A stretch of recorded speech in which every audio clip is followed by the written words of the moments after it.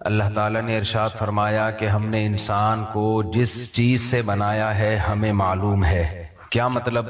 ہم جب کسی کو کوئی شخص بہت زیادہ آگے جانے کی کوشش کر رہا ہو، اپنی حیثیت سے آگے نکل رہا ہو، تو اس وقت اسے یہ طعنہ دیا جاتا ہے کہ تمہاری اوقات کیا ہے، تمہاری حقیقت کیا ہے، ہم جانتے ہیں۔ یہ طعنہ اس وقت دیا جاتا ہے جب کوئی شخص اپنی حیثیت اور اپنی اوقات سے آگے نکل رہا ہو۔ تو انسان بھی اپنی حیثیت سے، اپنی اوقات سے جب آگے جائے گا تو پھر اللہ تعالیٰ اسے اس کی حیثیت یاد دلاتے ہیں کہ تم جیسا اپنے آپ کو سمجھتے ہو ویسے ہو نہیں، ہم نے تمہیں جس چیز سے بنایا ہے ہم جانتے ہیں۔ تو انسان اپنی اوقات سے آگے کب نکلتا ہے، اپنی حیثیت اور اپنی لمٹ کو کراس کب کرتا ہے؟ آپ اگر اس وقت دنیا میں دیکھیں تو جو لوگ بھی اللہ اور اس کے پیغمبروں کی باتوں کا انکار کرتے ہیں یا باتوں کو مانتے تو ہیں لیکن باتوں پر عمل نہیں کرتے، یہ سارے وہ لوگ ہیں جنہوں نے جو اپنی حیثیت اور اپنی اوقات بھول چکے ہیں۔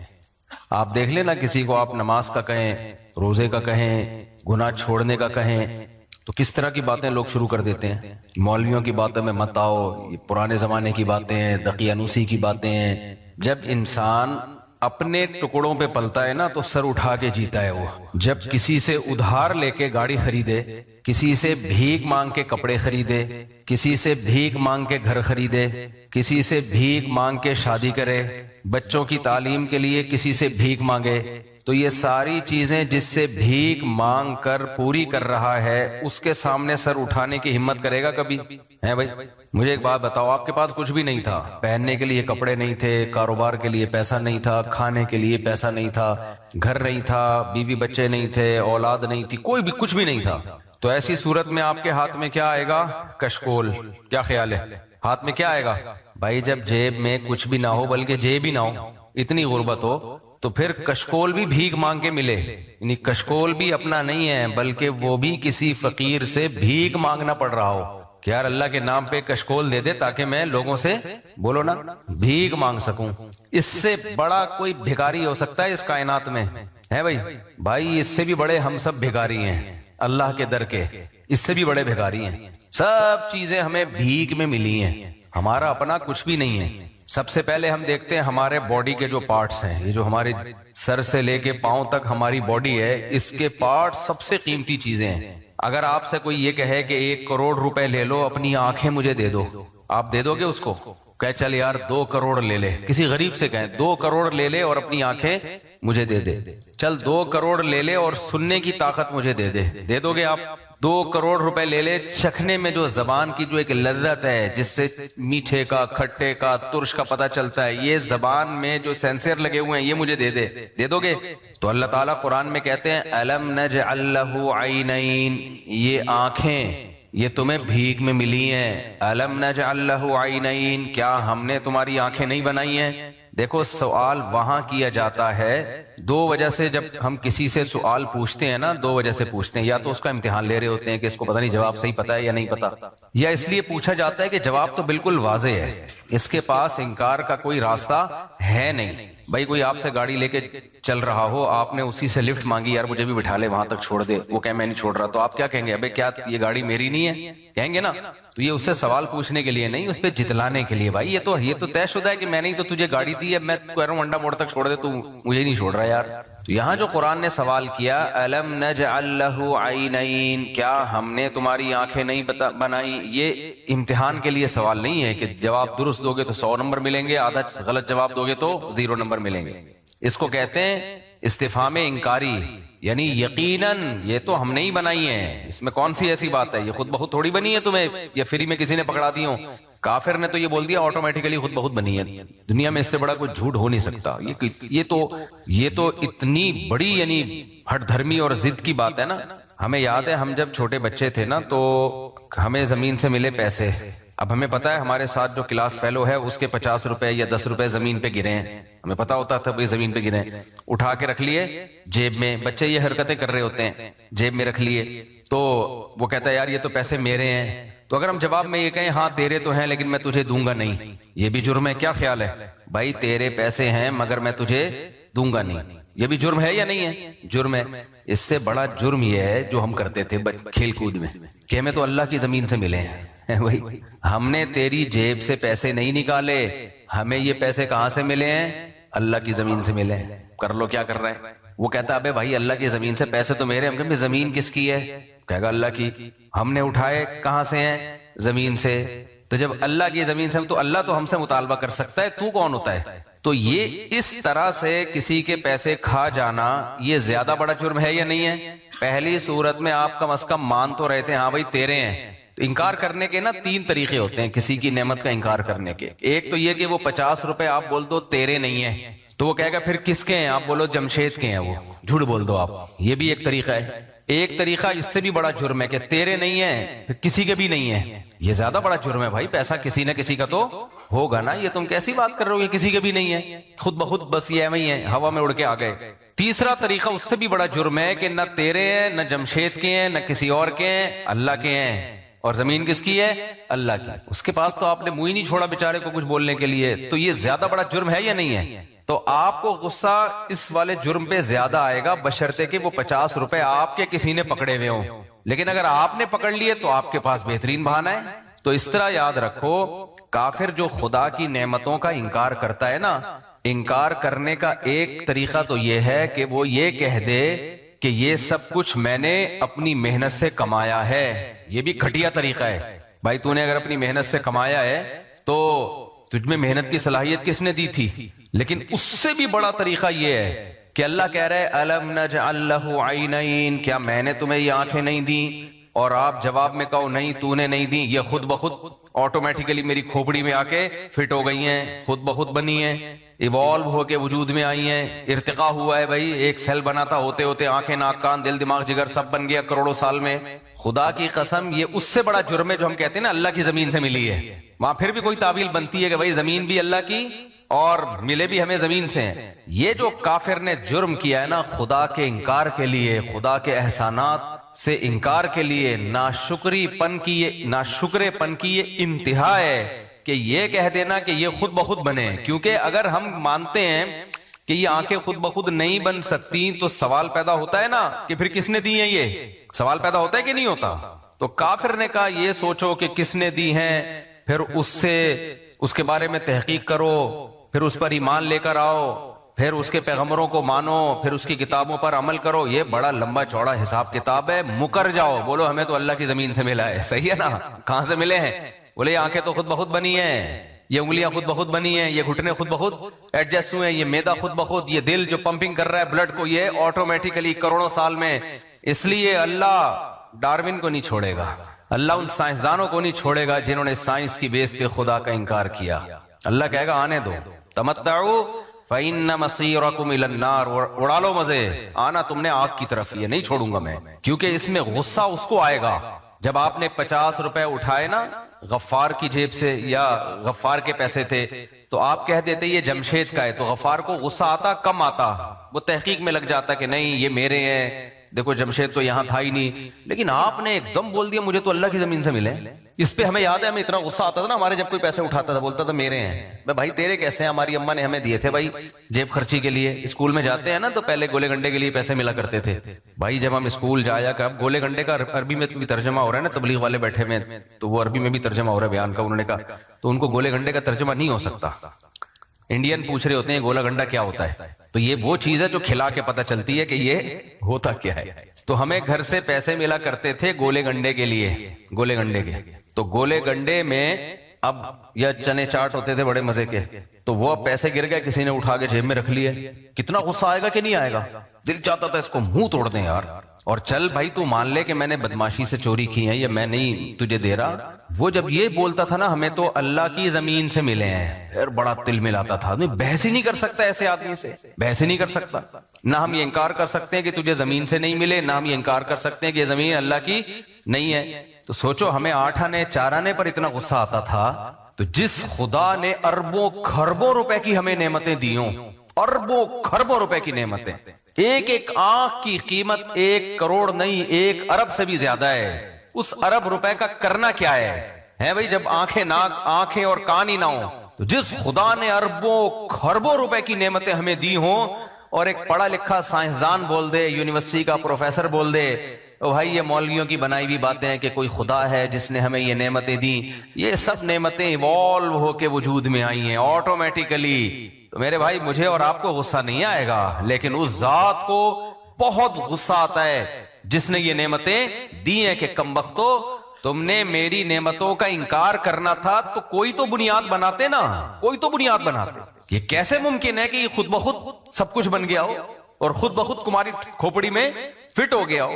یہ کیسے ممکن ہے؟ تو اس لیے میرے بھائی ہم لوگ جو بڑی تعریفیں کرتے ہیں نا, کافر لوگ بہت اچھے, کافر بہت اچھے, کافر بہت اچھے, یہ دنیا میں ہے بس. آخرت میں اللہ کہے گا بہت اچھا ہے تو جا انہی کے ساتھ جہنم میں مر. صحیح ہے. اس لیے دنیا میں سب سے بڑی نعمت پتہ ہے کیا ہے؟ ایمان. یہ غیر مسلم لوگ بڑا مذاق اڑاتے ہیں کہ مسلمان ایمان کو اتنا ویلیو دیتے ہیں کہ مسلم ہونا چاہیے, مومن ہونا چاہیے, بھائی اچھے اخلاق ہونے چاہیے, بھائی انسان کے ایٹیٹیوڈ کیا ہونے چاہیے, اخلاق بھی نہیں ہے, ایٹیٹیوڈ کیا ہونے چاہیے, رویے کیا ہونے چاہیے, اچھے ہونے چاہیے. انگلش میں ہو تو بہت اچھے ہو گئے وہ, اردو میں ہے تو تھوڑے کم اچھے, پنجابی میں ہے تو تھوڑے سے اور کم ہو گئے. تو کافر کی نظر میں ان چیزوں کی بڑی ویلیو ہے, اللہ کی نظر میں سب سے پہلے کیا ہے؟ وہی میں اٹھنی کی مثال دیتا ہوں, جس نے میرے پیسے اٹھا لیے اور کہہ رہے اللہ کی زمین سے, اب مجھے گولے گنڈے خریدنے کے پیسے نہیں میرے پاس, غصہ آئے گا کہ نہیں آئے گا؟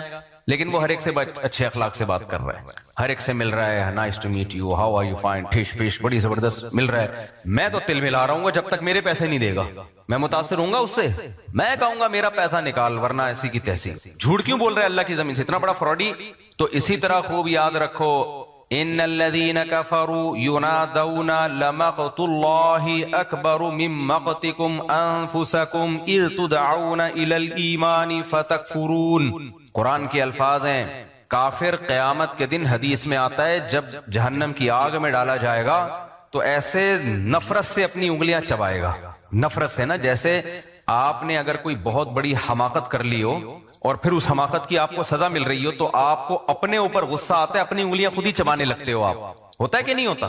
بھئی آپ کو کسی نے کہا یہ راستہ خراب ہے, اس سے مت جانا, یہاں ڈاکو کھڑے ہوئے ہیں, سب کچھ لوٹ لیں گے, ساری دنیا کہہ رہی ہے, لیکن آپ کو نہیں سمجھ میں آیا, آپ نے کہا بھائی سب ایسی بیکار کی باتیں ہیں, پھر آپ گئے اور لوٹنے لگے, تو آپ کو ڈاکوؤں پہ زیادہ غصہ آئے گا یا اپنے اوپر؟ بولو. اپنے اوپر آئے گا کہ یار ساری دنیا جب کہہ رہی تھی تو مجھے کیا ضرورت تھی اس راستے سے جانے کی, میں تھوڑا سا یوں گھوم کے چلا جاتا. تو غصہ کس پر آئے گا؟ آپ نے بہت دفعہ دیکھا ہوگا نا, لوگ اپنے آپ کو کوٹ رہے ہوتے ہیں, بہت دفعہ دیکھا ہوگا, کوٹ رہے ہوتے ہیں اپنے آپ کو, غصے میں اپنے آپ کو گالیاں دے رہے ہوتے ہیں, اپنے آپ کو برا بھلا کہہ رہے ہوتے ہیں. تو قرآن کہتا ہے جو کافر, جو خدا کے منکر ہیں, وہ جب جہنم کی آگ میں جلیں گے, اللہ ہم سب کو اس آگ سے بچائے, تو وہ غصے سے اپنی انگلیاں چبائیں گے.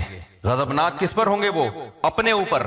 تو اللہ ان سے کہے گا ان الذین کفروا ینادون, اللہ ان سے کیا کہے گا؟ لمقت اللہ اکبر من مقتکم انفسکم, آج تمہیں اپنے اوپر جتنا غصہ آ رہا ہے جب تمہیں اللہ کی طرف ایمان لانے کی طرف بلایا جاتا تھا نا کہ اپنے خدا کو پہچانو, جس نے تمہیں آنکھیں دی, جس نے تمہیں کان کی نعمت دی, جس نے تمہیں رزق آسمانوں سے روزی برسائی, وآتاکم من کل ما سألتموہ, جو تمہاری ضرورتیں تھی ساری اس نے پوری کی ہیں. اس رب پہ ایمان لے کر آؤ, اس کی دعوت پر لبیک کہو, تو تم انکار کرتے تھے.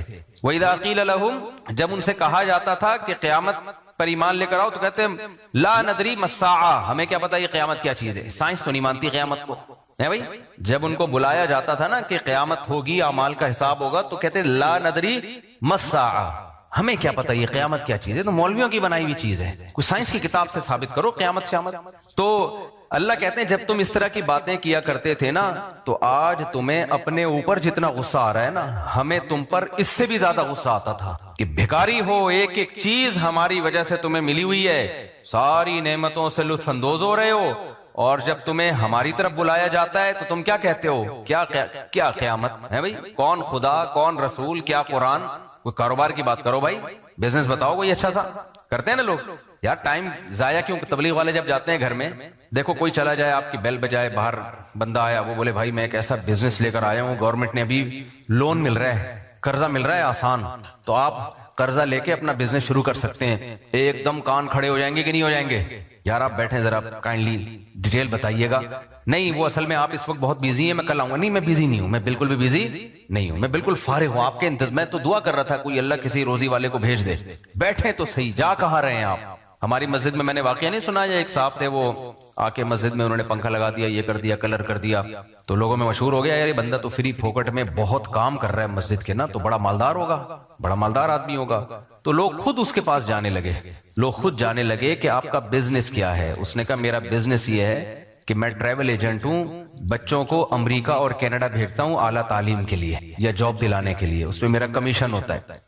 سر پلیز ہمارا بچہ، نہیں ابھی میرے پاس ٹائم نہیں ہے. پیچھے پڑ جاتے ہیں لوگ، نہیں میرے بچے کو بھیج دیں. کتنا؟ 5 لاکھ؟ یہ لے 5 لاکھ. نہیں بھائی میرے پاس ٹائم. یہ فراڈی تھا وہ آدمی نا، 5 ادھر سے لیے، 5 ادھر سے لیے، 5 ادھر سے 15-20 ہو گئے. تو اس نے دیکھا مسجد میں نے لگائے 10 لائیں، بل کتنے گئے؟ 20. وہاں سے بوریا بسل گول کر کے غائب. پھر کسی دوسری مسجد میں جا کے کلر بل کروایا 10 لاکھ میں.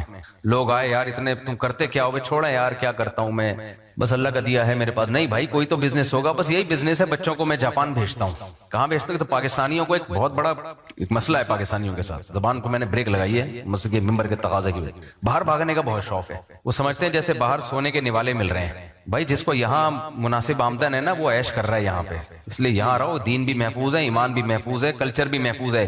ابھی میں امریکہ سے آ رہا تھا نا تو ایک ایئرپورٹ پہ مجھے ایک پوری فیملی ملی. وہ امریکہ سے گھام کے واپس پاکستان آ رہے تھے. تو وہ فیملی ملی، میری دوستی ہو گئی ان کے ساتھ. ان صاحب سے کہنے لگے میں تو گیا تھا امریکہ، نیت یہی تھی کہ وہیں رہوں گا زندگی بھر، بچوں کے یعنی وہیں امیگریشن لے کے اب نیشنلٹی لے کے وہیں شفٹ ہو جاؤں گا. تو میں نے کہا پھر واپس کیوں آ رہے ہو؟ کہہ رہے میں وہاں گیا، بات پہ بچوں کو ابو بریانی چاہیے، ابو نہاری چاہیے، ابو ہر چیز پاکستانی چاہیے، ہر چیز پاکستانی. کہہ رہے 1 مہینے میرا دماغ کھایا. میں نے کہا کمبختو جب تمہیں سب کچھ پاکستانی چاہیے تو یار ٹھہرے ہوئے کیوں ہیں؟ کہہ رہے چماٹ مار کے واپس لایا ہوں، ادھر ہی چلو. تو پھر پاکستانی ٹھیک نہیں ہے. تو خیر، تو اب مجھے ایک بات بتاؤ، کیا بات کر رہا تھا؟ جب میں ٹاپک سے چینج ہوتا ہوں نا پھر مسئلہ خراب ہوتا ہے. ہاں تو وہ انہوں نے کیا کیا، وہ ٹریول ایجنٹ ماشاءاللہ اب تک وہ یہی کام کر رہا ہوگا، ارب پتی بن چکا ہوگا. وہ تو اب وہ لوگوں کو کیا تھوڑی سی لالچ دے رہا ہے نا کہ میں ٹریول ایجنٹ ہوں، تو اس کی دعوت میں اٹریکشن کتنی ہے، حالانکہ جھوٹ بول رہا ہے. تو اس کو کسٹمروں کو گھیرنے کی ضرورت نہیں ہے. وہ کسٹمر کو بھگاتا تھا کہ نہیں پہلے ہی میرے پاس اتنی فائلیں آئی ہوئی ہیں، آپ کے بچے کو میں امریکہ نہیں بھجوا سکتا. لو خود نہیں بھجوائیں آپ، ہمارا حق پہلے ہے. ایک تو اپنے بچوں کو جب امریکہ ہی بھجوانا تھا تو کمبختوں پھر پیدا کیوں کیا تم لوگوں نے اس کو؟ جب بڑھاپے میں اکیلے ہی رہنا تھا. میں اپنے ایسے جاننے والوں کو جانتا ہوں جن کے 8-8 9 بچے سب امریکہ جاپان ادھر شفٹ، اور بڑھاپے میں ایک دوسرے کا منہ دیکھ رہے ہیں. وہ یار ایک آدھ بہو رکھ لیتے تو عجیب حساب ہے. پتہ نہیں باہر کا کیسا دماغ خراب ہو گیا ہے. وَبَنِينَ شُهُودًا، قرآن کے الفاظ دیکھو. اللہ کہتے ہیں وہ بیٹے نعمت. کافر اتراتا تھا کہ میرے بیٹے ہر وقت میرے سامنے حاضر رہتے ہیں. تو اس سے پتہ چلتا ہے بیٹے وہی بیٹے ہیں جو آپ کے سامنے حاضر ہوں، اور جوانی میں نہیں بڑھاپے میں حاضر ہوں. وہ بیٹا جو امریکہ جاپان میں بیٹھا ہوا ہے آپ کے پاس ہے ہی نہیں ایک بھی بیٹا، تو پھر وہ بیٹا کیا ہے؟ وہ تو آپ کی بہو کا شوہر ہے، وہ آپ کا بیٹا تھوڑی ہے. بہو کے ساتھ ہے، وہ آپ کے ساتھ تو پھر وہی ہے جو آئی تھی.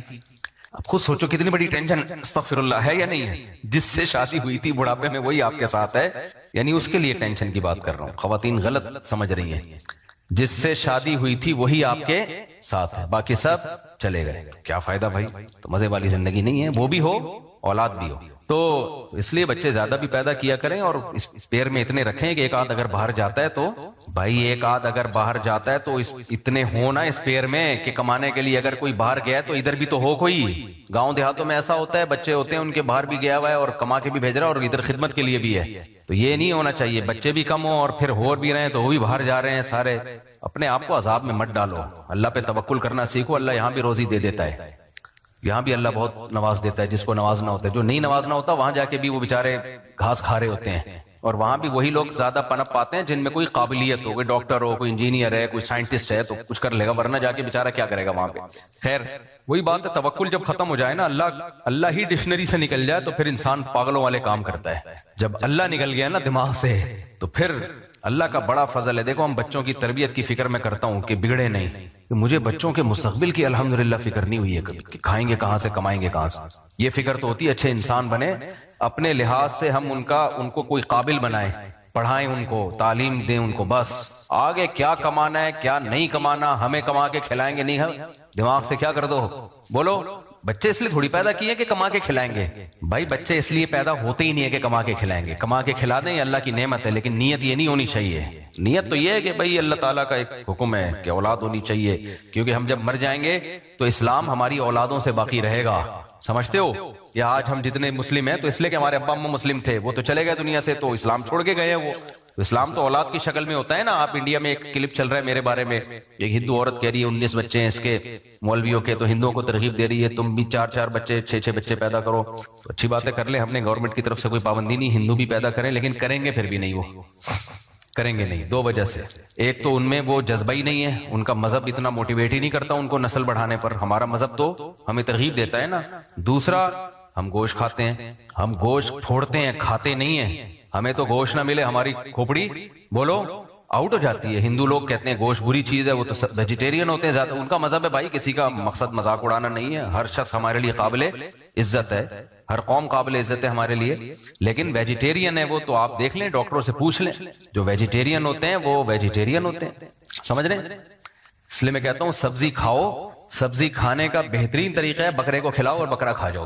سبزی کھانے کا سب سے بہترین طریقہ کیا ہے؟ یہ دیکھو, یہ ہم پر اللہ کا احسان ہے یا نہیں ہے؟ اگر اللہ تعالی ہم پہ چھوڑ دیتا, ہمارا مذہب اسلام نہ ہوتا, ہماری عقل پہ چھوڑ دیتا کہ کیا کھانا چاہیے, تو عقل تو یہی کہتی ہے ایک جاندار ہے, زندہ ہے, آپ اس سے زندگی کا حق کیوں چھین رہے؟ دیکھنے میں یہ ظلم لگتا ہے کہ نہیں لگتا؟ گائے کو ذبح کرتے ہیں تڑپتی ہے, بکرے کو ذبح کرتے ہیں تڑپتا ہے, مرغی کو ذبح کرتے ہیں تڑپتی ہے مرغی. دیکھنے میں یہ عقل کے خلاف ہے, کیوں ظلم کر رہے ہو؟ لیکن وحی نے ہمیں, قرآن و سنت نے ہمیں بتایا وَسَخَّرَ لَكُم مَّا فِي السَّمَاوَاتِ وَمَا فِي الْأَرْضِ جَمِيعًا مِّنْهُ. بھائی ان کو میں نے پیدا تمہارے کھانے کے لیے کیا ہے, تم نہ ہوتے میں ان کو پیدا ہی نہ کرتا. اور اگر تم ان کو کاٹ کے نہیں کھاؤ گے بڑھاپے میں سسک سسک کے مریں گے. یہ ان کے لیے تو کوئی اولڈ ہوم بھی نہیں بنیں گے. جب گائے بوڑھی ہو کے مرتی ہے ہندوستان میں, آپ دیکھو ان بیچاری گایوں کا حالات کیا ہوتے ہیں. گوشت کھانے کے قابل بھی نہیں ہوتا ان کا. کوے بھی کہتے ہوں گے کیا کھلا رہے ہو ہمیں یار. تو یہ تو جانوروں پر بھی احسان ہے کہ جب ہٹے کٹے ہوتے ہیں ہم ذبح کر دیتے ہیں, اس کو کام میں آ جاتے ہیں وہ, ورنہ بوڑھے ہو کے مرتے وہ.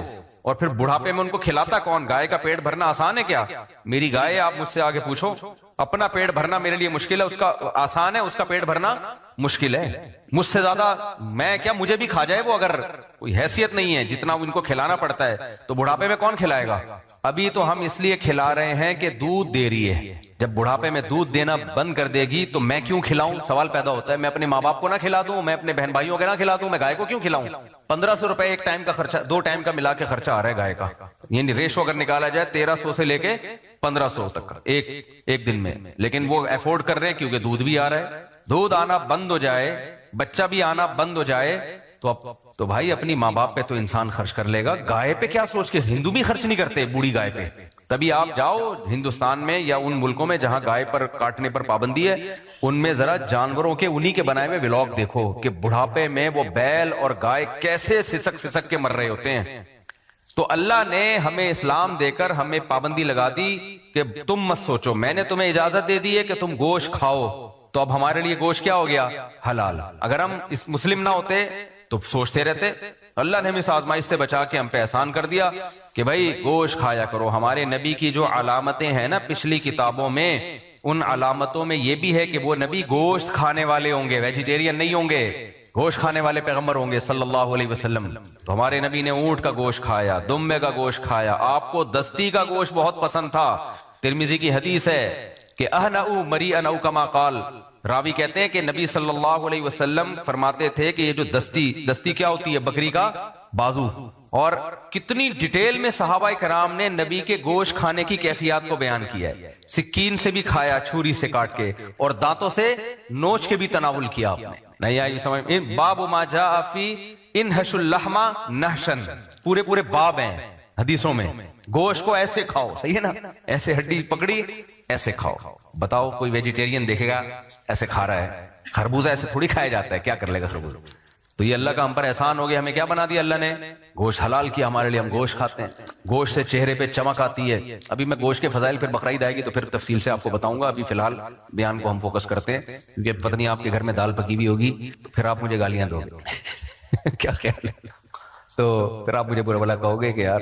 تو پھر ٹاپک چینج ہو گیا, کہاں چل رہا تھا میں, جو مثال دے رہا تھا نا میں یہ مثال دے رہا تھا کہ دیکھو ہم جاتے ہیں, قرآن کہتا ہے جب ان کو اللہ کی طرف بلایا جاتا تھا تو یہ انکار کرتے تھے, اور جہاں دنیا کی بات ہوتی ہے سارے بھاگے چلے جاتے ہیں نا, جیسے وہ ٹریول ایجنٹ کی میں مثال دے رہا تھا, بندوں کو امریکہ جاپان کہاں جھوٹ بول رہا تھا, لیکن سب خود ہی آ رہے ہیں, ہمارے بچے کو بھی لے جاؤ, ہمارے بچے کو بھی لے جاؤ.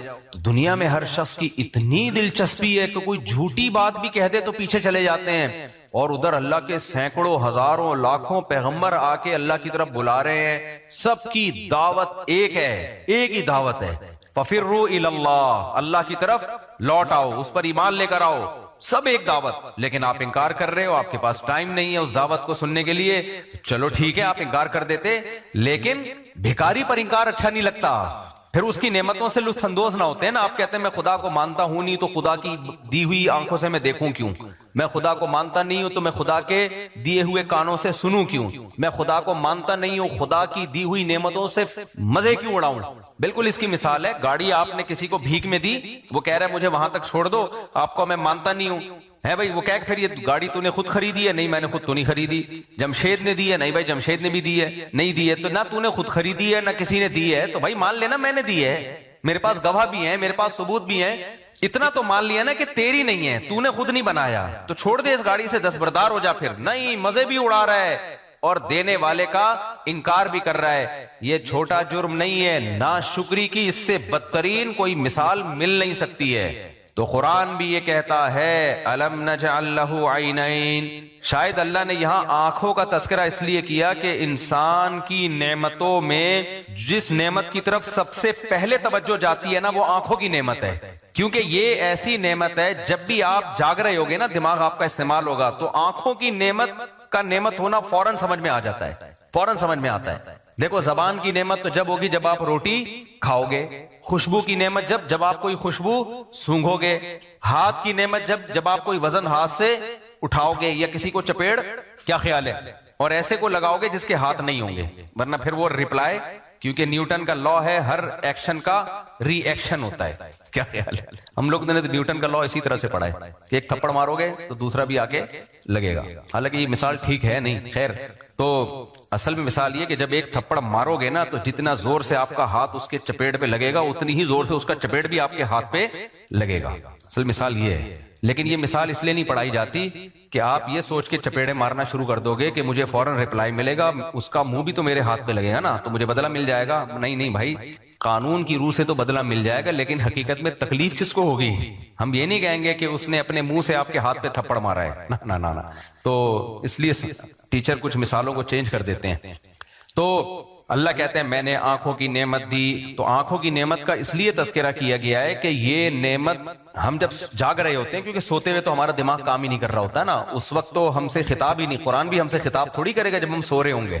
جب ہم جاگ رہے ہوں گے تو یہ وہ نعمت ہے جو ہر وقت استعمال ہو رہی ہے, اور یہ نعمت اگر چھن جائے تو دنیا اندھیری.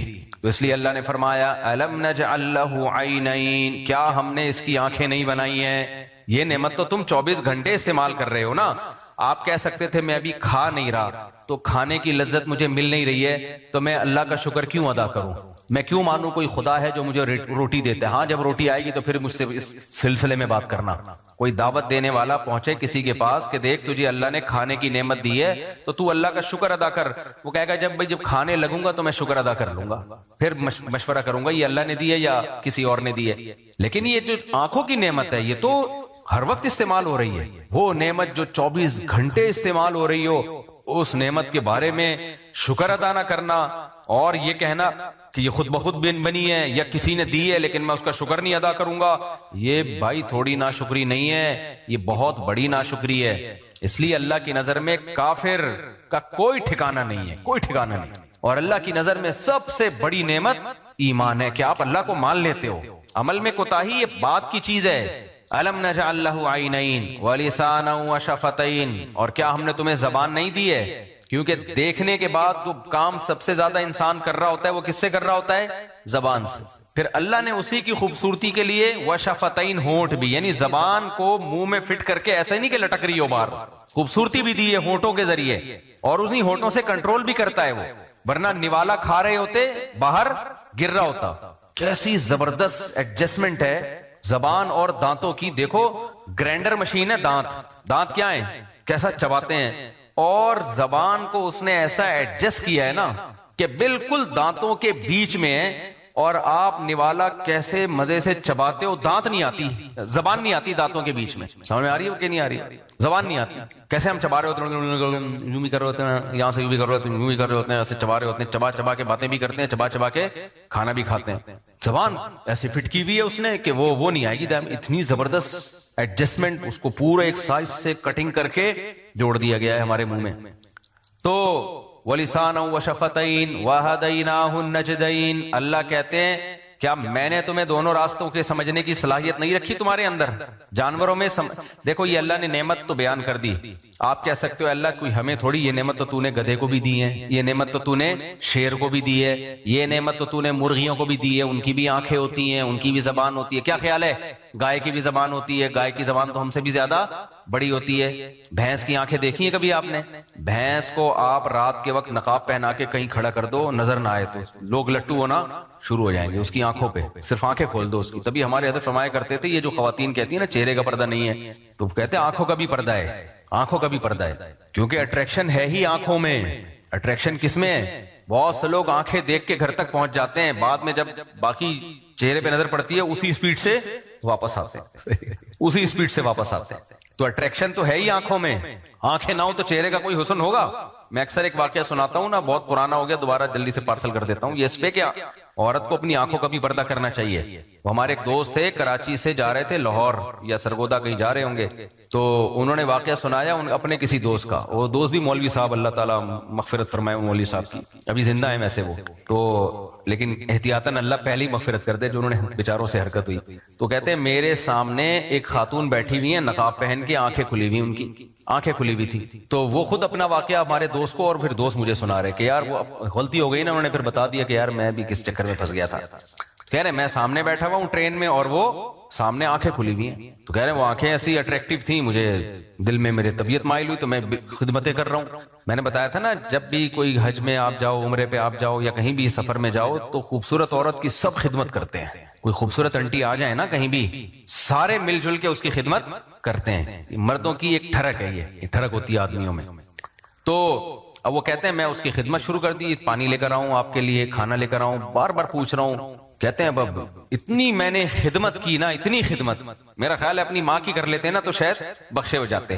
اتنی خدمت کی. کہتے ہیں جب لاہور یا سرگودا قریب آنے والا تھا تو میں نے ان سے پوچھا کہ اب تھوڑا بے تکلف ہو گیا نا, میں نے کہا اب تھوڑا سا لائن مارتے ہیں, فری ہونے کی کوشش کرتے ہیں, پیغام بھیجتے ہیں. کوئی نکاح وکاح کا بھیجنے کا ارادہ ہوگا ان کا کہ چلو یار.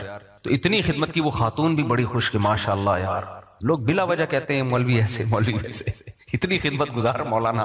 وہ مولوی تھے نہیں, داڑھی واڑی تھی ان کی. مولوی ہوتے بھی تو بھائی غلطی ہر ایک انسان, ہر ایک سے ہو سکتی ہے نا. مولوی کا مطلب یہ تھوڑی ہے کہ وہ کیا مطلب ہے, پھر میں بعد میں بتاؤں گا. خیر, تو کہتے ہیں کہ میں نے کیا کیا, میں نے ان سے پوچھ لیا کہ آپ لاہور میں کس سے ملنے جا رہی ہیں. یہ دیکھنا بھی چاہ رہے تھے نا کہ میرڈ بھی ہے یا نہیں, ایسا نہ وہ شادی شدہ نکلے تو ساری خدمت ضائع ہو جائے گی. کہہ رہے میں نے پوچھا کہ آپ کہاں جا رہی ہیں. اس نے کہا میرے نواسے کی شادی ہے, اس سلسلے میں لاہور جا رہی ہوں. پتا چلا کسی کی نانی ہے یہ. تو میں نے کہا دھت تمہارے کی یار, میں بلا وجہ کسی کی نانی کی خدمت میں لگا ہوں. کہہ رہے اس وقت سے, اس کے بعد سے میرے جذبات ہی خدمت کے ختم ہو گئے. تو یہ فتنہ کہاں سے آیا بولو؟ آنکھوں سے آیا. تو اس لیے یہ جو چہرے کا پردہ ہے, جوان عورت یا آنکھوں کا پردہ, یہ ضروری ہے. آج کل اسکالرز آ رہے ہیں نئے نئے سارے پردوں سے. ہاں یہ ضرور ہے کہ جو بیچاری بالکل ہی ایکٹر ہو, ناچنے گانے والی ہو, تو اس کو ایک امت کے فقہا کے اختلاف سے ایک فیور دیا جا سکتا ہے کہ چلو یار some thing is better than nothing. تم سے مکمل پردہ نہیں ہوتا تو فی الحال اتنا کر لو کہ چہرہ اور ہاتھ کھول لو, باقی پورے جسم کو ڈھانپ لو. اس میں اختلاف ہے فقہا کا, اس اختلاف کا یہاں فیور دیا جا سکتا ہے. لیکن راجح قول جو دلیل کے لحاظ سے مضبوط قول ہے وہ یہی قول ہے کہ عورت سر سے پاؤں تک پوری باڈی کو ڈھانپے. مجھے یاد ہے ہم جب مدرسے میں نا, وہ ہمارے مدرسے میں قریب میں ایک ہوٹل تھا, چرسیوں کا ہوٹل تھا, اللہ تعالیٰ معاف فرمائے. ہمیں پابندی تھی وہاں جا کے چائے پینے پر, لیکن جو مزہ وہاں جا کے چائے پینے پہ آتا ہے نا وہ اب تک کہیں آیا ہی نہیں. دو وجہ سے, ایک تو چرسیوں کا ہوٹل تھا, دوسرا پابندی تھی. تو جس کام پہ پابندی ہوتی ہے اس میں ویسے ہی زیادہ مزہ آتا ہے. تو ہم آنکھ بچا کے نکلا کرتے تھے اور چپکے چپکے چائے گرم گرم نا اس میں پرش میں ڈالی اور ایسے پی کے نکل لیے. تو وہاں میں بیٹھا ہوا تھا اپنے ایک دوست کے ساتھ, ہم لوگ دونوں نکلے.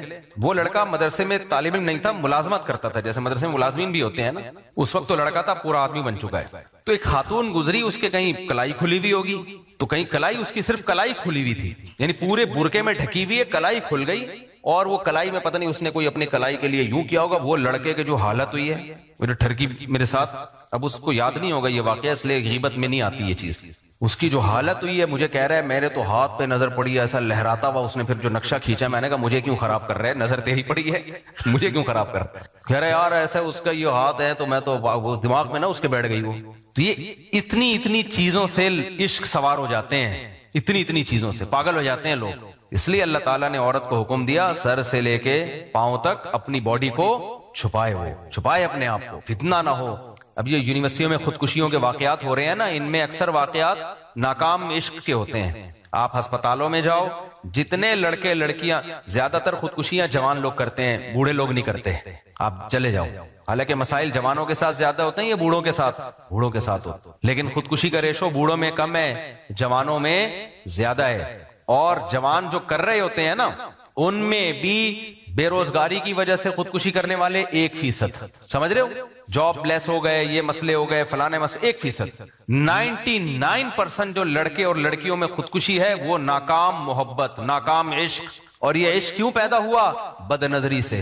کیوں بھائی, جب آپ کو اللہ نے حکم دے دیا قُل لِّلْمُؤْمِنِينَ يَغُضُّوا مِنْ أَبْصَارِهِمْ, کہ مومنین سے کہہ دیں اپنی نگاہوں کو جھکائیں, تو جھکانا سیکھیں نا بھائی, کیوں نظر اٹھا رہے ہیں؟ اور یہ جو عمر ہے نا 13 سال سے لے کے 25, 26, 27, 28, 30 سال تک کی عمر, اس میں تو نظر کی حفاظت انتہائی زیادہ ضروری ہے. 30 سال کے بعد تھوڑا انسان کی ٹھڑک کم ہونا شروع ہوتی ہے, اگر شادی شدہ ہو. شادی شدہ نہیں تو وہ بھی کم نہیں ہوگی. تو یہ جو عمر ہے تو بہت ڈینجرس عمر ہے, بہت, یہ عشق معاشقے کی عمر ہے. 30 سال کے بعد عشق نہیں ہوتا. اگر کوئی کہہ رہا ہے نا 40 سال کا مجھے عشق ہو گیا, یہ شو مار رہا ہے. کیا کر رہا ہے یہ شو مار رہا ہے. 40 سال 50 سال کے بعد عشق نہیں ہوتا, محبت ہوتی ہے, عشق نہیں ہوتے.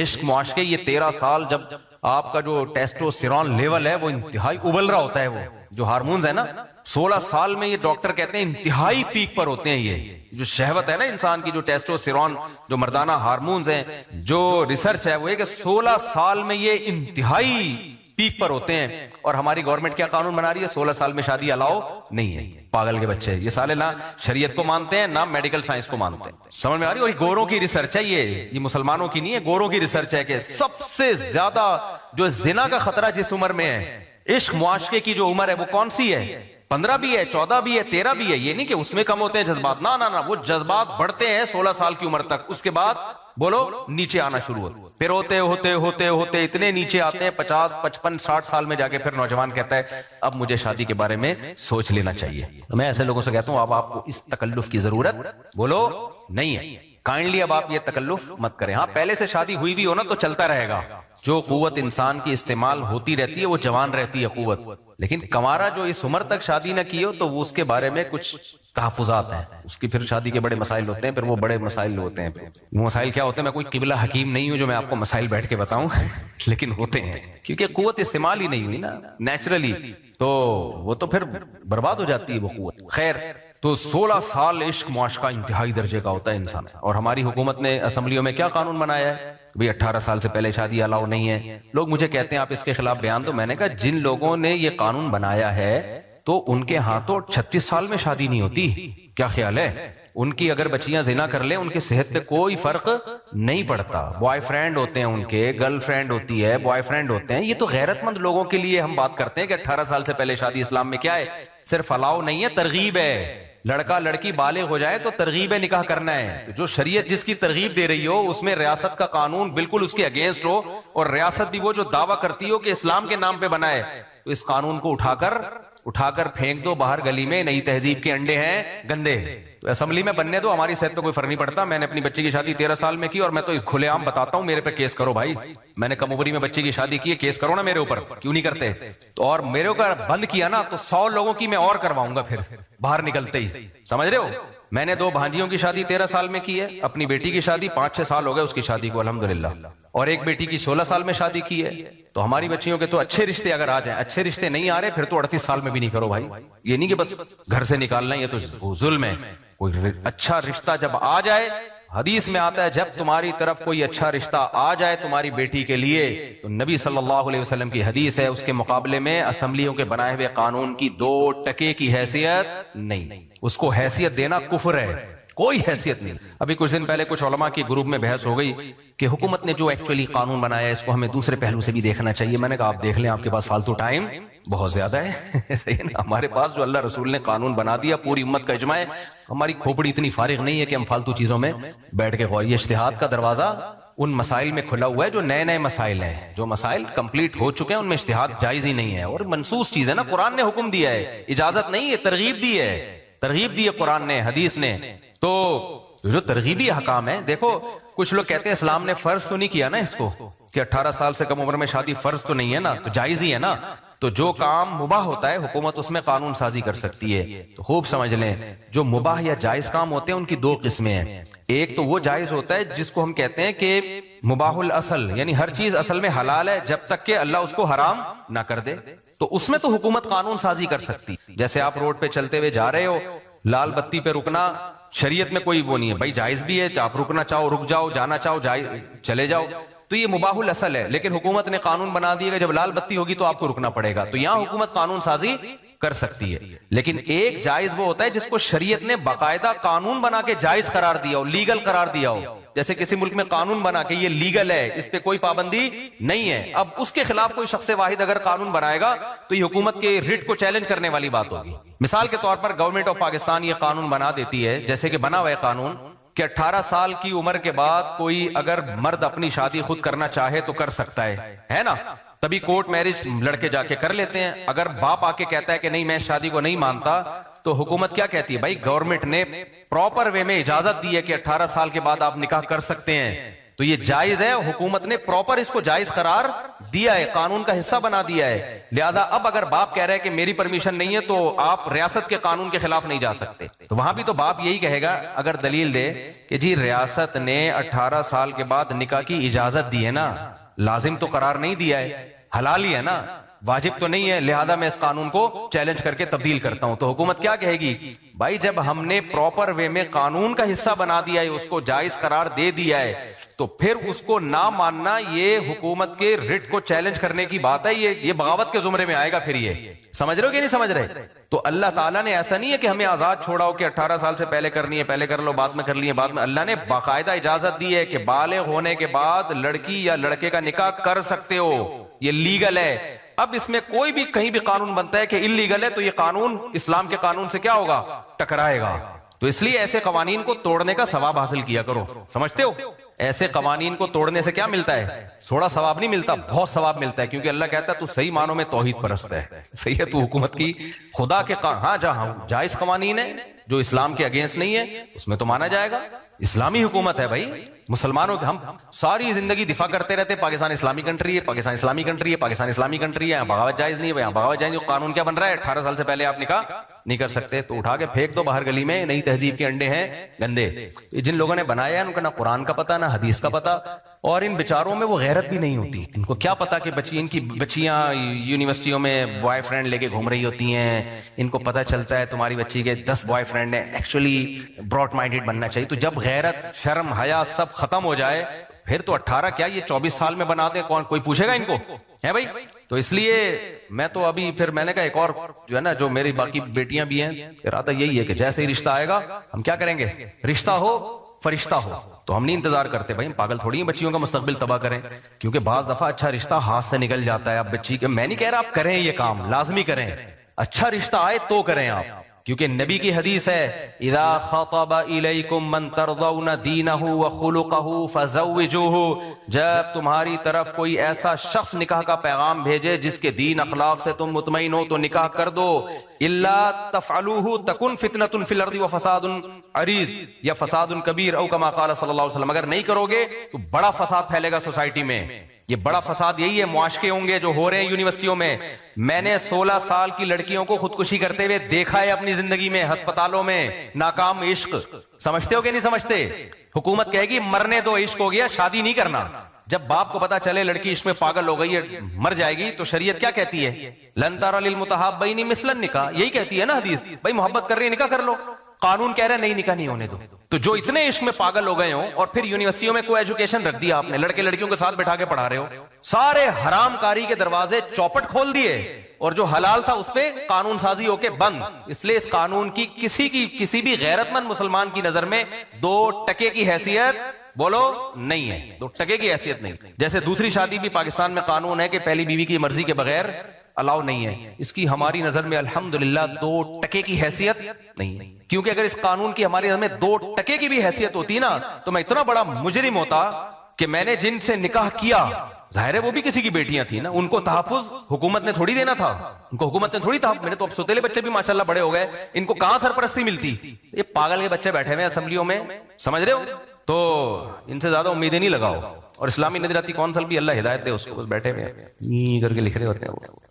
تو کچھ کام اچھے بھی کر رہی ہوتی ہے اسلامی نظریاتی کونسل، سارے کام غلط نہیں کر رہی ہوتی، لیکن جن کاموں پہ ان کو زیادہ فوکس کرنا چاہیے وہ ہو نہیں رہا. کچھ لوگ اچھے بھی ہیں اسلامی نظریاتی کونسل میں، لیکن کام جس طرح ہونا چاہیے اس طریقے سے ہو نہیں رہا. خیر کیا بولو، پھر میں ادھر کہیں اور کو نکل لیے. تو اس لیے میرے بھائی پاکستان اسلامی مملکت جب ہم کہتے ہیں نا، تو اس کا مطلب یہ نہیں ہوتا کہ سارے قانون اسلامی ہیں. اس کا مطلب یہ ہے کہ پاکستان کا آئین یہ ہے، وہ یہ کہتا ہے کہ ہم اسلام کے خلاف کوئی قانون بنائیں گے نہیں. تو اس نے اسلام کا التزام کیا ہے، تو اس التزام کی بیس پہ ہم اس کو کہتے ہیں اسلامی مملکت ہے. اس کی مثال ہے جیسے مسلمان کلمہ پڑھ لے تو وہ کہتا ہے میں اب اسلام کے حکام کو فالو کروں گا، اس بیس پہ اس کو مسلم کہا جاتا ہے. اگر وہ فالو نہیں کر رہا تو پھر اس کو گنہگار مسلمان کہا جائے گا، اور مجبور کیا جائے گا کہ آپ جب اسلام کا آپ نے التزام کیا تو فالو کیوں نہیں کر رہے. تو پاکستان کو جب ہم کہتے ہیں اسلامی مملکت ہے، تو اس لیے کہ اس کے آئین میں یہ بات ہے کہ قرآن و سنت کے خلاف کوئی قانون نہیں بنے گا. تبھی تو ہم آواز، یہ بیان میں امریکہ میں تھوڑی کر سکتا ہوں کہ 18 سال سے کم عمر شادی کے قانون کو ہم نہیں مانتے. امریکہ کے تیرے باپ کا ملک ہے، نکل یہاں سے. تو مانتا ہے کہ نہیں مانتا؟ ہم پاکستان میں یہ بات اس لیے کر رہے ہیں کہ کمبختو تم نے آئین میں لکھا ہوا ہے کہ قرآن و سنت کے خلاف کوئی قانون نہیں بنے گا، اور ہر قانون تم قرآن و سنت کے خلاف بنا رہے ہو. تو اس قانون کے خلاف تو آواز اٹھائی جائے گی نا. اسلامی ملک ہے اس لیے اٹھائی جائے گی، غیر اسلامی ملک میں تھوڑی ہم اٹھاتے ہیں یہ آواز. تو اس لیے یہ فضول قسم کے جو بنتے ہیں نا 18 سال سے پہلے، کوئی بھی وکیل آ کے بتایا کرے، بولے بھائی اپنا کام کر، دوسری شادی بھی ہم بیوی کی اجازت کے بغیر کریں گے. ہاں اس کو کوشش کریں، سمجھا لیں، منا لیں، اچھی باتیں مان جائے تو ٹھیک ہے، نہیں تو کسی بیوہ کو سہارا دینے کے لیے کسی کی پرمیشن لینا، کسی طلاق یافتہ کو سہارا، اس کا بیڑا غرق کر دیں یار. اس نے کیا بگاڑا ہے؟ سوسائٹی میں طلاق یافتہ بیوہ عورتوں سڑ رہی ہیں، زنا کر رہی ہیں. اس کے لیے گورنمنٹ کہہ رہی ہے ان کو زنا سے بچانے کے لیے ضروری ہے کہ آپ کا سالہ راضی ہو. سالہ ہی ہو تو وہ سالہ ہی کیا جو آپ ہیں، اس کو پھر سالہ نام کیوں رکھا ہے تم نے؟ اس کا نام فرشتہ رکھو، پھر آپ سالہ تھوڑی راضی ہوگا. تو خیر تو کہا، پھر وہ میں دائیں بائیں نکل لیا. ہاں میں یہ بات کر رہا تھا کہ اب دیکھو یہ اس معاشقے ہوتے کیوں ہیں. ایک تو اس لیے ہوتے ہیں کہ نکاح جلدی رواج نہیں ہے، جذبات کی عمر ہے، اس میں پابندیاں لگائی ہوئی ہیں کہ نکاح نہیں کرنا. باقی ساری فوش فلمیں بھی کھول دی اس کے لیے، اور یونیورسٹیوں میں لڑکوں کے ساتھ بھی بٹھا دیا اس کو. یہ سارے بد نظری کے اڈے کھول کے رہ دے ہم نے اس کو، اور حلال تھا اس کو کیا کر دیا؟ بند. تو خودکشیوں کے علاوہ میرے بھائی یہ تو جو نہیں ہو رہی اس پہ بھی حیرانگی ہو رہی ہے، اب تک یہ بچے ہوئے کیوں ہیں. تو میں اس پہ بتا رہا تھا کہ نوجوانوں میں جذبات بہت زیادہ ہوتے ہیں. ہمارے حضرت فرمایا کرتے تھے کہ لڑکا اور لڑکی جب بالغ ہوتے ہیں نا، ان کو چاہیے ڈائری میں اپنے جذبات نوٹ کر لیا کریں، کیونکہ جب یہ بڑے ہو جاتے ہیں تو بھول جاتے ہیں ہماری کیا کیفیت ہوا کرتی تھی. پھر جب یہ ماں باپ بنتے ہیں تو ان کو اپنے بچوں کی شادی کا خیال ہی نہیں ہوتا. پھر جب بچہ 15-16 سال میں کہتے ہیں ابا شادی، تو ابا چماٹ لگاتا ہے، ابے کیا بھی تو انڈے سے چوزا نکلا نہیں ہے. وہ بھول جاتا ہے باپ کے میرے کیا جذبات تھے اس عمر میں، سمجھ رہے ہیں؟ ابا اپنے بارے میں بھول چکا ہوتا ہے. تو حضرت فرماتے تھے جیسے ہی بالغ ہوا کرو لکھ لیا کرو کہ میرے کیا جذبات ہیں. کسی خاتون کی کلائی دیکھی بے ہوش ہو گیا، کسی نانی کی صرف آنکھیں دیکھی تو سرگودا تک اس کو پہنچا کے آ رہا ہے اس کے گھر میں. وہ تو شکر ہے اس نے پہلے بتا دیا، ورنہ گھر شادی میں پہنچا کے آتا اس کو. تو اپنی جان پہ، اب حکومت کو تو ہم تبدیل نہیں کر سکتے، ہم اپنی جان پہ خود ہی رحم کر سکتے ہیں. خود ہی رحم یہ کہ نکاح جلدی کر لیا کرو. گورنمنٹ کی ایسی کی تیسی، اس قانون میں گورنمنٹ کی ایسی کی تیسی، باڑ میں جائے. ہر قانون کو میں نہیں کہہ رہا، جو حکومتی قانون کو فالو کرنا واجب ہے، لیکن شریعت کے خلاف قانون بولو. جب بھی کوئی بتایا کرے نا کہ 18 سال سے پہلے شادی، اچھا لطیفہ سنایا تو نے، ٹھیک ہے اچھا لطیفہ سنا ہے. باقی غیرت مند لوگ کر رہے ہیں، کرتے رہیں گے، ہم نے بھی کی ہے، اور اچھا رشتہ ہے کرو بھائی. تو لوگ اپنی بیٹیوں کے مستقبل کو حکومت میں بیٹھے ہوئے نمائندے جو زرداری بلاول وغیرہ جیسے اچھے لوگ ہیں، ان کی بھیٹ تھوڑی چڑھا سکتے ہیں ہم اپنے بچوں کے مستقبل کو؟ کیا خیال ہے؟ اپنی بچیوں کے مستقبل کو ہم چڑھا دیں ان لوگوں کی بھیٹ کہ ہمیں بتائیں گے کہ آپ نے اپنی بچیوں کی شادی کب کرنی ہے؟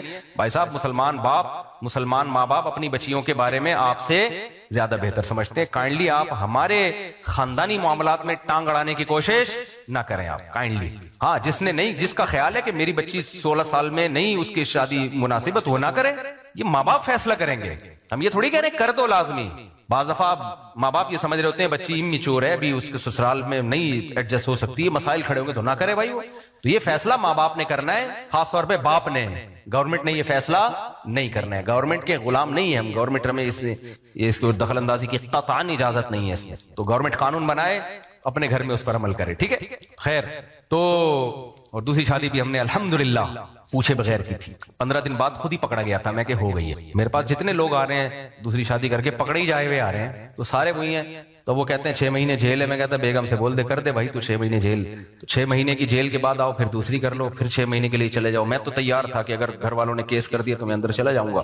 6 مہینے کے بعد آ کے پھر ایک اور کر لوں گا، پھر 6 مہینے کے لیے اندر چلے جاؤں گا. تو اگر 6 مہینے کو 3 سے ضرب دیں، 18 مہینے بعد 4 بیویاں مل جائیں، بہت سستا سودا ہے. خدا کی قسم، آدمی ہونا ضروری ہے اس کے لیے. مرد ہونا، جو مرد ہی نہیں ہے اس کو کیا، اس کے لیے تو کوئی شادی کوئی ہے. جو آدمی کا بچہ ہے جس میں مردانہ ہارمونز پراپر طریقے سے پورے موجود ہیں، وہ کہے گا میں یہ قربانی دینے کے لیے تیار ہوں. 6 مہینے میں نے سوچا ہوا تھا 6 مہینے میں قرآن اور پکا کر لوں گا جیل میں بیٹھ کے. تراویوں میں جو اٹکن آتی ہے نا میری، وہ اٹکن کیا ہو جائے گی؟ ختم. اور باہر نکلتے ہی ایک اور کروں گا میں. تو 18 مہینے میں اگر آپ کو 3 بیویاں مل رہی ہیں، اگر تم چھکے ہو یا استغفر اللہ یعنی آدمی نہیں ہو، تو تمہیں یہ باتیں سمجھ میں نہیں آئیں گی. تم بولو کہ پتہ نہیں کس قسم کی بات ہے. لیکن جو آدمی ہے وہ آدمی کے لیے یار بیوی سے بڑی کوئی نعمت نہیں ہے. اس سے آپ کو اولاد ملتی ہے. یعقوب علیہ السلام نے نکاح کیا ہے نا، پہلی سے جو اولاد ملی، دوسری سے جو اولاد ملی وہ یوسف ملے. میں اکثر واقعہ نہیں سناتا رہتا. ایک مکہ میں ایک مولانا تھے، عالم تھے. انہوں نے مجھے کہا کہ دیکھو یعقوب علیہ السلام نے 2 شادیاں کی تھیں، کتنی مصیبت میں پھنس گئے تھے، یعنی کتنی مشکل میں پھنس گئے تھے وہ بیچارے، کہ ان کے سوتیلے بیٹوں نے دوسری بیوی کے جو بیٹے ان کو کنویں میں ڈال دیا. یہ ہوتا ہے 2 شادیوں کے بعد. دیکھ رہے اتنے مسائل ہوتے ہیں، پیغمبر کے گھر میں اتنے مسائل ہوتے ہیں. میں نے کہا حضرت یہ سب اپنی جگہ ہے، لیکن یعقوب علیہ السلام اگر دوسری نہ کرتے تو ان کو یوسف بولو نہ ملتے، نہ سورہ یوسف نازل ہوتی. تو میں نے کہا اس سے پتہ چلتا ہے کہ ان تمام تر مسائل کے باوجود بھی یہ نعمت ہے. آج ایک بندہ آیا میرے پاس 2 شادیاں کر کے نا، ابھی تھوڑی دیر پہلے کی بات ہے، غیبت اس لیے نہیں کہ وہ کیا پتا کس کی بات ہو رہی، اتنا ٹینشن میں تھا. وہ ڈپریشن کی گولیاں کھا رہا ہے بیچارہ نا، تو بہت ٹینشن میں آیا ہوا تھا کہ میں بہت بری طریقے سے پھنس گیا ہوں. میں نے کہا کیوں پھنس گیا، کیا مسئلہ کیا ہے؟ کہہ رہے ہیں یار بس وہ بہت پھنس گیا نا. میں نے کہا پھنسا کہاں ہے؟ کہہ رہے تانے مل رہے ہیں، یہ ہو رہا ہے. میں نے کہا تانے ہی مل رہے ہیں نا، مجھے ہی نہیں سمجھ میں آتا پھنستا کدھر ہے. کہہ رہے وہ ادھر سے اتنی گالیاں، ادھر سے. میں نے کہا گالیوں کو انجوائے کرو اور کوئی حل نہیں ہے تمہارے پاس. کیوں ناک پہ مکھی بٹھا کے گھومتے ہو؟ بھائی تم اپنا کما رہے ہو، یا تو کما نہیں رہے ہوتے نا، کسی کے ٹکڑوں پہ پل رہے ہوتے، پھر مصیبت تھی کہ وہ سسرال کھلانا چھوڑ دے گا. تم سسرال کو کھلا رہے تھے، بولو رہو میرے پاس. کہہ رہے وہ لڑکے چلی گئی ہے بیوی. میں نے کہا وہ لڑکے گئی ہے نا، آپ نے تو نہیں نکالا اس کو. کہہ رہے وہ گئی ہے. تو میں نے کہا آ جائے گی. کہہ رہے اگر نہیں آئی تو 1 سیٹ خالی ہو جائے گی. کوشش کرو اس کو لانے کی. طلاقیں دے کے شادیاں کرنا کوئی خاندانی لوگوں کا کام نہیں ہے. میں نے کہا 6 مہینے سال انتظار کرو، مناؤ اس کو جا کے. پھر بھی نہیں آتی تو کس بات کی ٹینشن ہے؟ کہہ رہے اس کے ساتھ بچے بھی ہیں. تو میں نے کہا بھائی پھر کوشش کرو بچے بھی مل جائیں. نہیں ملتے تو پھر مزید پیدا کرو. یا تو تم بانجھ ہو گئے ہوتے، بچے پیدا کرنے کا امکان ہی ختم ہو گیا ہوتا. ایک اصول یاد رکھو، مولانا شرف علی تھانوی رحمہ اللہ تعالیٰ فرمایا کرتے تھے جو چیز اختیار میں ہے اس کو چھوڑو نہیں، جو اختیار میں نہیں ہے اس کے پیچھے مت پڑو. ساری خوشیاں زندگی میں نہیں مل جاتی. لوگ سمجھتے ہیں 4 بھی ہوں اور محبت بھی ہو اور پہلی بھی خوش ہو اور بچے بھی ہوں اور سارے میرے. ایسا نہیں ہوتا میرے بھائی. ایسا ہوتا تو یہ سارے کرا کے بیٹھے ہوئے ہوتے. خیر پھر ٹاپک چینج ہو گیا. بات کو جلدی سے سمیٹ کے میں ختم کرتا ہوں. تو میں یہ عرض کر رہا تھا کہ یہ جو خودکشیوں کے واقعات ہو رہے ہیں نا، یہ نظر کی حفاظت. تو حکومت نے تو یونیورسٹیاں تو کو ایجوکیشن ہی ہے، قانون بنتے رہیں گے. مجھے اور آپ کو اپنی جان پہ خود ترس کھانا چاہیے. وہ کیا ہے؟ نظر کی حفاظت. تو نوجوانوں کو چاہیے نظر کی حفاظت کرو میرے بھائی. تو معاشقی عشق شروع کہاں سے ہوتا ہے؟ نظر سے. آنکھیں، پھر اس کے بعد دل. حدیث سے ہی بات ثابت ہے. نبی صلی اللہ علیہ وسلم نے فرمایا آنکھیں بھی زنا کرتی ہیں، کان بھی زنا کرتے ہیں، زبان بھی زنا کرتی ہے. تو اس زنا سے اپنے آپ کو بچاؤ گے تو بڑے زنا سے بچے رہو گے. اور یہ آسان ہے, نظر جھکا لینے میں کم تکلیف ہوتی ہے, نظر اٹھا لینا اس کے بعد تکلیفیں ہی تکلیفیں. اب وہ جو ٹرین میں جا رہے تھے, خدمتیں کر کر کے آدھے ہو گئے وہ بیچارے, شروع میں ہی نظر جھکا کے رکھتے تو یہ نوبت آتی, آخر میں جو ان کو جھٹکا لگا ہوگا ان کا دل چاہ رہا ہوگا ٹرین سے چھلانگ مار کے باہر گر جاؤں. اس سے بہتر وہ تھوڑی تکلیف تھی کہ نظر اٹھاتے ہی نہیں, فری نہ ہوتے اس سے. اگر نظر غیر اختیاری پڑ گئی تھی, تھوڑی دیر کی تکلیف ہوتی ہے, وہ ختم ہو جاتی ہے. تو بد نظری کرنے والا تو اپنا بیڑا غرق کر رہا ہوتا ہے. تو خیر, تو میں نے بیان جلدی سے میں ختم کرتا ہوں جہاں سے شروع کیا تھا. تو اللہ تعالیٰ نے اتنی نعمتیں دی, فرمایا وَهَدَيْنَاهُ النَّجْدَيْنِ. ہاں میں کہہ رہا تھا کہ اشکال ہوتا ہے بھائی, یہ نعمتیں تو شیر اور گدھے کو بھی ملی, آنکھیں ان کے پاس بھی ہیں, زبان ان کے پاس بھی ہے, وہ نعمتوں سے تو جانور بھی لطف اندوز ہوتے ہیں نا. گائے بھوکی ہو, آپ کھانا ڈالو, ایسے نوالے بھر بھر کے کھاتی ہے. تو آگے اللہ نے فرمایا ہدیناہ النجدین. اللہ فرماتے ہیں یہ ساری نعمتیں تو جانور کو بھی ملی ہیں, لیکن ایک نعمت تمہیں ملی ہے, جانور کو نہیں ملی. جانور کو میں نے یہ نہیں بتایا کہ شکر کیسے ادا کرنا ہے, تمہارا رب کون ہے, اچھا کیا ہے, برا کیا ہے, یہ صلاحیت میں نے تمہارے اندر رکھی ہے. وَهَدَيْنَاهُ النَّجْدَيْنِ. تمہارے اندر یہ صلاحیت ہے کہ تمہیں یہ پہچان, تمہارا ضمیر ملامت کرتا ہے غلط کام کرتے ہوئے, اور اچھا کام کرتے ہوئے تمہارا ضمیر تمہاری حوصلہ افزائی کرتا ہے. تو اس ضمیر سے فائدہ اٹھا کے اپنے رب کو پہچانو, سوچو کس نے یہ آنکھیں دی ہیں, اس کا شکر ادا کرو. جانور کے پاس یہ سوچنے کی طاقت نہیں ہے. دیکھو بلیاں بچے دیتی ہیں, کتنا پالتی ہیں بچوں کو محنت سے. بچے بڑے ہو کر اپنی اماں کو پوچھتے ہیں نہیں پوچھتے, کیونکہ ان کے اندر یہ شکر کا مادہ ہے ہی نہیں, آزمائش ہی نہیں ہے نا ان کی, شکر کا مادہ ہی نہیں ہے, تبھی وہ برے بھی نہیں ہیں. لیکن انسان اپنی ماں کو پوچھتا ہے, جو پوچھتا ہے وہ نیک کہلاتا ہے, جو بھول جاتا ہے وہ برا کہلاتا ہے. جو اپنے باپ کو پوچھتا ہے نیک کہلاتا ہے, بھول جاتا ہے ناشکرا کہلاتا ہے. تو اللہ کہتے ہیں پھر اللہ کے بارے میں یہ قانون کیوں نہیں ہے؟ اللہ نے اتنی نعمتیں دی ہیں تو اس کو یاد کیوں نہیں کرتے, سوچتے کیوں نہیں ہو کہ اس کی نعمتوں کے سمندر میں ہم ڈوبے ہوئے ہیں, وہ ہم سے کیا چاہتا ہے, کن باتوں سے وہ خوش ہوتا ہے, کن باتوں سے وہ ناراض ہوتا ہے. تو اللہ کے بارے میں کیوں نہیں سوچتے؟ تو اس لیے کیوں نہیں سوچتا, اس لیے نہیں سوچتا کہ اس کو پتا ہے جب میں سوچوں گا تو پھنسوں گا. آپ کو پتا ہے کہ دیکھو ایک آدمی نے, آپ ہوٹل پہ گئے, کسی نے آپ کو چائے پلائی تھی, آج آپ کا نمبر تھا, اب آپ مان لو گے کہ اس نے مجھے چائے پلائی ہے تو آپ کو اس کو پلانی پڑے گی کہ نہیں پلانی پڑے گی؟ تو آسان طریقہ یہ آپ بھول جاؤ کہ اس نے مجھے پلائی ہے, تو اس سے آپ کے پیسے کیا ہو جائیں گے, بچ جائیں گے. تو ایسے موقع پہ انسان کہتا ہے کیڑی چائے. وہ میں نے نہیں سنا تھا لطیفہ, ایک آدمی دریا میں ڈوب رہا تھا, کسی نے کہا کہ بھائی تو منت مان لے کہ جیسے ہی اللہ نے مجھے دریا سے نکالا تو میں اللہ کے نام پہ 2 دیگیں صدقہ کروں گا. وہ کنجوس آدمی تھا, اس نے کہا میں کوئی منت نہیں مان رہا, میں بچ جاؤں گا. جب یقین ہو گیا نا اب تو ڈوب ہی رہا ہوں, تو اس نے منت مانی, اے اللہ تو نے اگر مجھے اس دریا کی موجوں سے نکال دیا تو 2 دیگیں تیرے نام پہ صدقے میں دوں گا. ایک لہر آئی, اٹھا کے باہر. اب ناشکر آدمی کیا کرتا ہے, جیسے ہی باہر آیا کہتے ہیں کیڑی دیکھ, کیڑی دیکھ. دوسری لہر نے اٹھا کے واپس اندر, جیسے ہی اندر گیا بول رہا بھائی میں پوچھنا چاہ رہا تھا میٹھے چاول کی یا نمکین, فوراً بیان کیا کر دیا, چینج. تو کافر بھی یہی کرتا ہے. وہ اگر مان لے گا کہ اللہ نے آنکھیں دی ہیں, اللہ نے کان دی ہیں, اللہ نے زبان دی ہے, تو زنا کرے گا, وہ ہے شراب پیے گا, ماں باپ کو اولڈ ہاؤس میں جمع کرائے گا, رشتے توڑے گا, نماز ضائع کرے گا, زکات سے بھاگے گا, سارے حکام کو فالو کرے گا کہ نہیں کرے گا؟ کافر نے بڑا بہترین راستہ نکالا, کیڑا اللہ. کون اللہ, کون محمد صلی اللہ علیہ وسلم, کون پیغمبر, کیڑا قرآن, کیڑی تورات, کیڑی انجیل, کیڑی حدیث, کون صحابہ. او بھائی ان ہی الا حیاتنا الدنیا نموت و نحیا, بس یہ دنیا کی زندگی ہے, ہم آٹومیٹیکلی پیدا ہوتے ہیں اور آٹومیٹیکلی مر کے مٹی ہو کے ختم. کمبختو آٹومیٹیکلی ایک روبوٹ پیدا نہیں ہو سکتا, انسان کیسے پیدا ہو گیا؟